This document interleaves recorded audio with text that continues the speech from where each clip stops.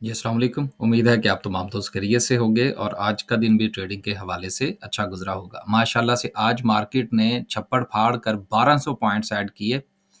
बहुत सारी खबरें हैं और ज़्यादातर खबरें जो हैं वो मुस्बत हैं। उनको आज इंशाल्लाह हम वीडियो में शामिल करने की कोशिश करेंगे। हो सकता है वीडियो आज थोड़ा-सा लंबी हो जाए।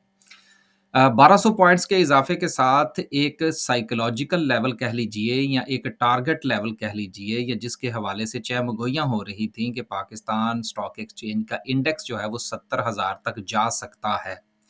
सो एक मरहला जो है वो मुकम्मल हुआ। इंशाल्लाह कल जो है वो मार्केट अपना 70,000 का लेवल अचीव कर लेगी। देन आफ्टर दैट मार्केट जो है वो कहाँ तक जाती है, ये फिर उसके बाद की बातें होंगी। अभी भी इस वक़्त जो है वो बहुत सारी जो चहमगोइयाँ हैं वो ये भी हैं कि शायद ये टेम्परेरीली हो रहा है, लेकिन आप एक चीज़ का अगर अंदाज़ा लगाइए, तो स्टॉक एक्सचेंज के अंदर आपको मेरा ख़्याल है कि मोर देन हंड्रेड्स कंपनीज़ ऐसी मिल जाएँगी कि जिनकी प्राइस जो है वो अभी भी जस्टिफाइड प्राइस नहीं है एज़ कंपेयर टू इंडेक्स के। और वो बहुत अच्छी-अच्छी कंपनीज़ भी हैं, डिविडेंड पेइंग कंपनीज़ भी हैं। तो जिस वक़्त उन्होंने चलना है तो यकीनन जो इंडेक्स है उसमें थोड़ा बहुत इज़ाफ़ा ज़रूर होगा क्योंकि उनका वेटेज जो है वो कम है।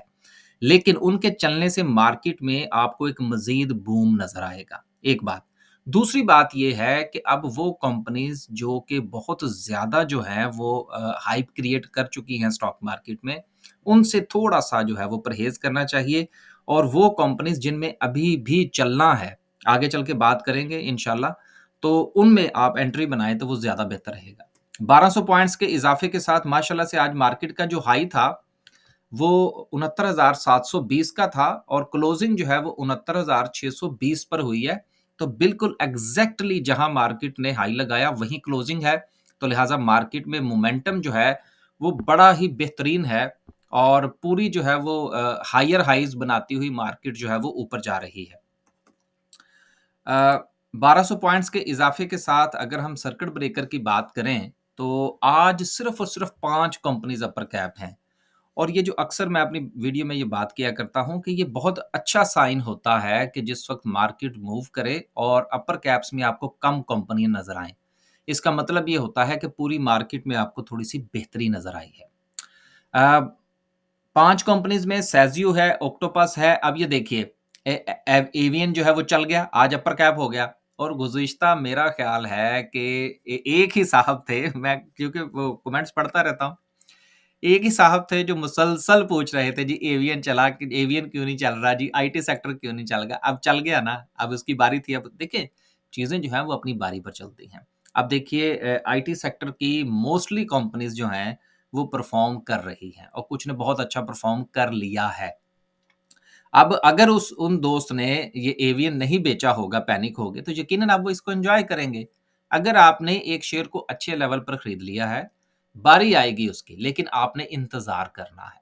अब मैं काफ़ी दिनों से टेक्सटाइल सेक्टर की बात कर रहा हूँ, फिर जब वो चलेगा, तो फिर लोग उसमें कूदने की कोशिश करेंगे। ऐसा ना किया करें, अपना शेयर खरीदें, अगर शेयर आपने जस्टिफाइड प्राइस पर खरीद लिया है, अच्छे लेवल पर खरीद लिया है, तो फिर इंतज़ार कीजिए।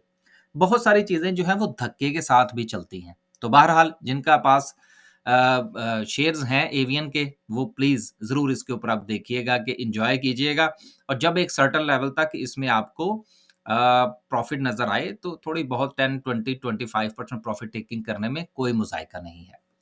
आगे चलते हैं जी और लोअर कैप की बात करते हैं तो लोअर कैप में 5 कंपनीज़ हैं जिसमें एज़ सच कोई काबिल ज़िक्र कंपनी नहीं है। ओवरऑल अगर हम मार्केट की बात करें तो माशाल्लाह से मार्केट आपको पूरी की पूरी जो है वो चलती हुई नज़र आ रही है। अब एक सवाल जो था वो ये पूछा जा रहा था मुसलसल कि जी बैंकिंग सेक्टर जो है वो इतना क्यों चल रहा है? क्या वजह है? देखिए उसके हवाले से एक तो मैं मुसलसल एक बात कर रहा हूँ और वो ये है कि इनको एक नया बिज़नेस मिल गया है, जो कि एक्सचेंज कंपनीज़ का है।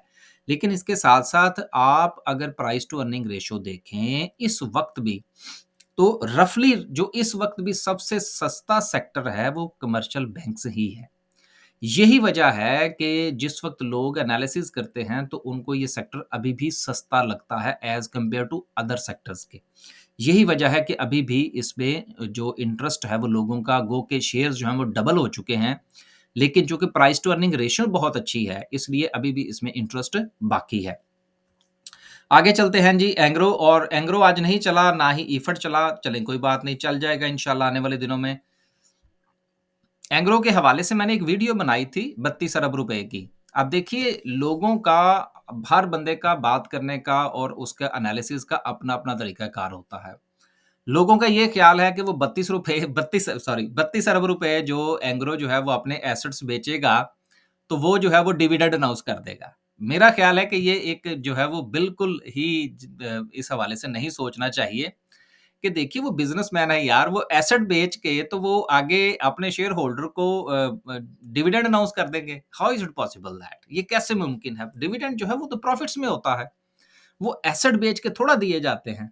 तो इसलिए अगर ये कोई आर्गुमेंट बनाए कि जी फलाँ कंपनी प्रॉफ़िट कर रही है या फलाँ कंपनी प्रॉफ़िट कर रही है, तो उसकी वजह से एंग्रो मिसाल के तौर पर कोई 20, 25, 30, ₹50 का डिविडेंड दे सकता है, तो चलें कोई बात समझ में आती है। लेकिन आप अगर ये आर्गुमेंट बयान करेंगे कि जो वो बिकने लगे हैं एसेट्स, इसलिए जो है वो बहुत बड़ा जो है वो डिविडेंड अनाउंस होगा, तो बहरहाल ये समझ से बालातर है। बहरहाल अपनी-अपनी राय है, लेकिन मैं इस आर्गुमेंट का बायर नहीं हूँ कि एसेट बेचे जाएँगे और फिर वो डिविडेंड अनाउंस कर देगा। तो उन्होंने री-इन्वेस्ट कहाँ से करना है? इसलिए चीज़ों को थोड़ा-सा कैलकुलेट करके चला करें। अ सेक्टर वाइज़ बात करें तो माशाल्लाह से कमर्शियल बैंक्स ने आज 400 पॉइंट्स ऐड किए। इसके साथ ऑयल एंड गैस ने 185 पॉइंट्स जिसमें ओजीडीसी ने भी आज पॉइंट्स डाले और आपको पता है कि एक डिस्कवरी और मारी है ओजीडीसी ने। उसके अलावा पावर जनरेशन भी आज माशाल्लाह से ठीक रहा। फर्टिलाइज़र में एफएफसी ने परफ़ॉर्म किया। टेक्नोलॉजी सेक्टर चलते-चलते चल गया। अब जिनके पास टेक्नोलॉजी सेक्टर्स के शेयर हैं वो थोड़ा इंतज़ार कीजिएगा। फार्मास्यूटिकल ने आज मज़ीद थोड़ा-सा बेहतरी दिखाई, सिर्फ़ 80 पॉइंट्स डाले, लेकिन कंटिन्यूटी जो है वो जारी रही। देन सो एंड सो पूरी मार्केट में आपको सूरत-ए-हाल थोड़ी-थोड़ी सी बेहतर जो है वो चलती नज़र आई।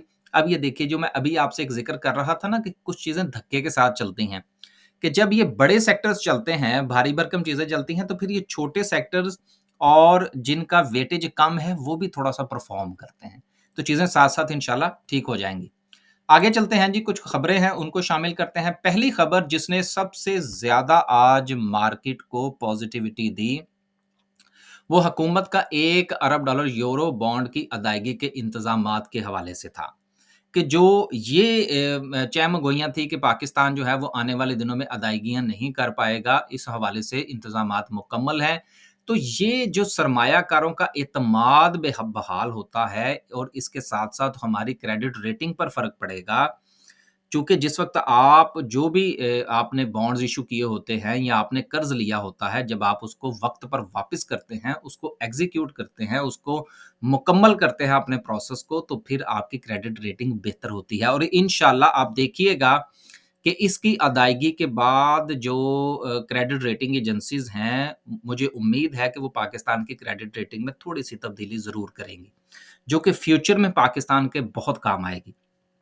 तो ये एक बहुत बड़ी खबर थी जिसने मार्केट को आज मज़ीद जो है वो पॉज़िटिविटी दी। इसके साथ साज़गार के हवाले से खबर है। अब देखिए, साज़गार auto rickshaw sales dropped by 12% month और मंथ बेसिस की बुनियाद पर, लेकिन शेयर तो अपर कैप है। अब इस यहाँ पर बात सोचने वाली है कि जी अब ऐसा क्यों हुआ? पहले अगर इस किस्म की खबर आती थी तो साज़गार आपको नीचे नज़र आता था, लेकिन आज तो वो अपर कैप पे है। इसकी वजह ये है कि अब उसका बिज़नेस जो है वो सिर्फ़ और सिर्फ़ रिक्शाज़ पर नहीं है। अब बात को थोड़ा-सा समझिएगा। सेम चीज़, बैंक्स जो हैं, पहले उनका बिज़नेस जो था, वो सिर्फ़ बैंकिंग सेक्टर था, अब एक्सचेंज कंपनीज़ भी उनको उनको मिल गई, तो बिज़नेस हो गए 2। साज़गार जो था, वो पहले सिर्फ़ बना रहा था रिक्शा, अब वो साथ में बना रहा है गाड़ी, लिहाज़ा बिज़नेसेज़ 2 हो गए। 2 से मुराद ये है कि 2 प्रोडक्ट्स होगी ना इनके पास।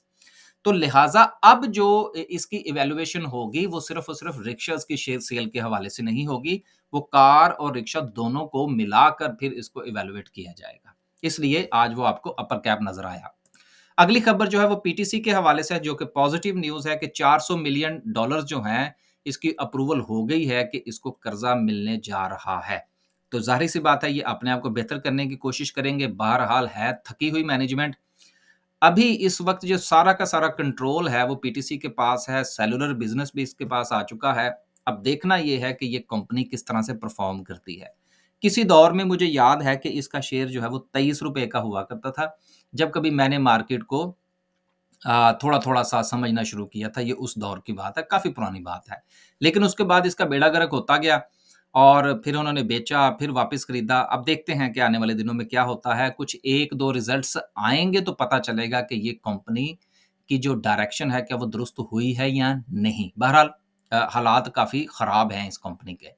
अगली खबर जो है वो जापान के हवाले से है कि जापान ने लगा दी है पाकिस्तान को धमकी और धमकी की वजह क्या है? आपको याद होगा कि कार्स की जो असेंबलिंग और मैन्युफैक्चरिंग है पाकिस्तान में और जो नई ऑटो पॉलिसी आई थी, उसमें इन कंपनी से कहा गया था कि आपने सर्टेन क्वांटिटी जो है वो पाकिस्तान से गाड़ियों की एक्सपोर्ट करनी है, आपको याद होगा। और उसके बाद जो था इनकी तरफ से काफ़ी ज़्यादा रेजिस्टेंस भी आई थी और इनके शेयर्स पर भी फ़र्क पड़ा था। अब जो है वो डायरेक्टली जापान इसमें कूद पड़ा है और उसने पाकिस्तान को धमकी लगाई है कि जी आप हमारी कंपनीज़ के ऊपर इस तरह से अनफ़ेयर पाबंदियाँ नहीं लगा सकते। अब ये पड़ गया थोड़ा फड्डा। अब फड्डे का आगे नतीजा क्या निकलता है, ये डिपेंड करता है कि हुकूमत पाकिस्तान जो है वो क्या अपनी पॉलिसी के मुताबिक स्टैंड लेती है या विथड्रॉ कर जाती है। अगर हुकूमत जो है वो इसको स्टैंड करती है, तो यकीनन इनके शेयर्स जो हैं उनके ऊपर प्रेशर आ सकता है। और अगर जापान जो है ये इंटरनेशनल कोर्ट ऑफ जस्टिस में चला जाता है, तो फिर पाकिस्तान के लिए मामलात ख़राब हो सकते हैं। अब देखना ये है कि जापान के साथ पाकिस्तान जो है वो किस तरह से डील करता है। अब चूँकि सुज़ुकी जो है, वो तो निकल चुकी है स्टॉक मार्केट से। बाकी बची होंडा और उसके साथ इंडस मोटर। अब इन दोनों के फ्यूचर का फ़ैसला जो है ये इस इन इनके हवाले से ये खबर जो है ये बड़ी इम्पोर्टेंट है। लेकिन एक मुल्क का अपनी कंपनीज़ के लिए कूदना, बहरहाल ये इसको रेस्क्यू कर लेंगे। ये मेरी एक अपनी राय है, आप इससे इख्तलाफ कर सकते हैं। वापस चलते हैं जी और वापसी से पहले 1-2 जो है वो हमारी तरफ से अनाउंसमेंट्स हैं। पहली अनाउंसमेंट तो ये है कि रजिस्ट्रेशन जो है वो बैच 5 इन्वेस्टर का जो ट्रेनिंग कोर्स है उसकी 6 तारीख से हमारी जारी है। इससे पहले का जो बैच था वो बैच 4 था। और बैच 4 की ट्रेनिंग जो है वो इंशाल्लाह अप्रैल में होगी, ईद के बाद हम उसकी डेट्स अनाउंस कर देंगे, लेकिन उसकी रजिस्ट्रेशन क्लोज़ हो चुकी है।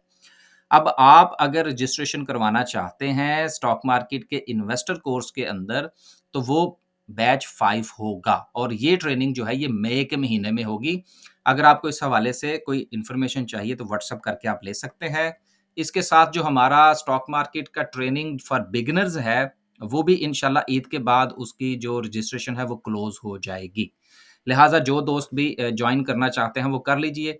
हमारा इरादा है कि 15 अप्रैल को हम इसकी रजिस्ट्रेशन क्लोज़ कर देंगे। तो 15 तक जो दोस्त हमारे पास रजिस्टर्ड होंगे इंशाल्लाह वो बैच 1 का हिस्सा होंगे। फिर बैच 2 जो है वो इसका थोड़ा-सा हम लेट अनाउंस करेंगे क्योंकि इसमें दोस्तों का इंटरेस्ट जो है वो बहुत कम है। आखिर में अगर आपका अकाउंट है स्टॉक मार्केट में तो वेल एंड गुड, अगर आपका अकाउंट नहीं है, आप अकाउंट ओपन करवाना चाहते हैं या जहाँ पर आपका अकाउंट है वहाँ पर कुछ मसाइल हैं, तो उस हवाले से भी आप व्हाट्सएप कीजिए और इन्फॉर्मेशन ले लीजिए। ये तो थी हमारी अपनी अनाउंसमेंट। फिर वापस चलते हैं जी और बात करते हैं 3-4 कंपनीज़ की जिनके हवाले से अनाउंसमेंट थी आज जिनका रिज़ल्ट्स आए हैं, जिसमें एक वेव्स है। वेव्स ने बहरहाल इम्प्रूव किया है और 53 पैसे की इसकी ईपीएस है। इसके साथ ईस्ट वेस्ट इंश्योरेंस कंपनी है, ₹2 और 88 पैसे की अर्निंग है और एवियन ने तो आप बहरहाल जिसकी वज़ह से अपर कैप हुआ, बोनस भी है, सब कुछ है, एन्जॉय करें जी इसको। आखिर में जो है वो डिस्कस करते हैं आज की कैंडल को। देखिए कैंडल के पॉइंट ऑफ व्यू से माशाल्लाह से कैंडल कैंडल जो है वो गुज़िश्ता 3 दिन से बहुत अच्छी बन रही हैं। मोमेंटम भी है मार्केट में और कल भी ईद से पहले जो छुट्टी है इंशाल्लाह मार्केट पॉज़िटिव होगी और 70,000 का बैरियर जो है वो मार्केट अचीव करती हुई नज़र आ रही है, एक बात। अब जो एक अहम चीज़ है जिसकी तरफ आपने ध्यान रखना है ईद के बाद भी वो ये है मार्केट का वॉल्यूम। रमज़ान के महीने में वॉल्यूम हमारा हमेशा से कम रहता है। लेकिन 15 रमज़ान के बाद मार्केट में थोड़ी-सी बेहतरी आती है, जो कि हमने आती हुई देखी। लेकिन मार्केट की जो बुलंदी है या मार्केट आगे कितना ऊपर जा सकती है, ये डिपेंड करेगा मार्केट में लगने वाले वॉल्यूम पर। अभी हम इन दिनों जो लगने वाला वॉल्यूम है, अगर उसके ऊपर थोड़ा-सा पहले ध्यान करें तो आप गौर कीजिएगा कि मार्केट में वॉल्यूम जो है वो कोई इतना एक्स्ट्रा ऑर्डिनरी नहीं लग रहा। लिहाजा वॉल्यूम जो है इसका लगना बड़ा ज़रूरी है, क्योंकि वॉल्यूम जो है ये basically is like a pedestal जो मार्केट को मोमेंटम फराहम करता है। अगर वॉल्यूम इतना अच्छा नहीं है तो इसका मतलब ये है कि मार्केट में बायर बहुत कम है। तो इससे मार्केट का मोमेंटम जो है वो कमज़ोर हो जाता है। अ, अगर आप इसको आप माज़ी के साथ थोड़ा-सा कंपेयर करके देखें, तो आपको थोड़ा-सा अंदाज़ा होगा कि जिस वक़्त मार्केट ने अपनी ये रैली बनाई थी, तो आप मार्केट में बढ़ते हुए वॉल्यूम को भी यहाँ से बिल्कुल जो है वो ईज़िली देख सकते हैं। आपको समझ लग जाएगी कि मार्केट में वॉल्यूम बढ़ रहा था। लेकिन यहाँ पर जो वॉल्यूम है, वो अपनी जगह पर स्टैग्नेंट है। मार्केट में वॉल्यूम जो है, वो उतनी तेज़ी से नहीं बढ़ रहा, बल्कि एवरेज वॉल्यूम के साथ मार्केट जो है, वो परफ़ॉर्म कर रही है। तो लिहाज़ा ईद के बाद लगने वाला वॉल्यूम जो है, वो मार्केट के रुख का तयन करेगा। देन हम भी इंशाल्लाह इसके ऊपर कुछ थोड़ा-सा अपना एनालिसिस करने की कोशिश करेंगे कि मार्केट का अगला टारगेट क्या हो सकता है। लेकिन ईद के बाद लगने वाले 1-2 दिन का वॉल्यूम जो है, वो मार्केट के रुख को डिसाइड करेगा। इजाज़त दीजिए, आज वीडियो बहुत लंबी हो गई। खुश रहें, आबाद रहें और फीडबैक दीजिएगा। एक सवाल था आखिर में जो मैं ये करना चाह रहा था कि सवाल ये है कि अगर किसी एक कंपनी का जो फ्री फ्लोट है, वो फ़र्ज़ कर लीजिए कि 1 मिलियन है, तो क्या ड्यूरिंग द डे सेशन के दौरान क्या उसमें फ्री फ्लोट से ज़्यादा वॉल्यूम लग सकता है? ये सवाल मुझे ज़रा इसका जवाब आप कमेंट्स में दे दीजिएगा, मैं इंशाल्लाह उसको देख लूँगा।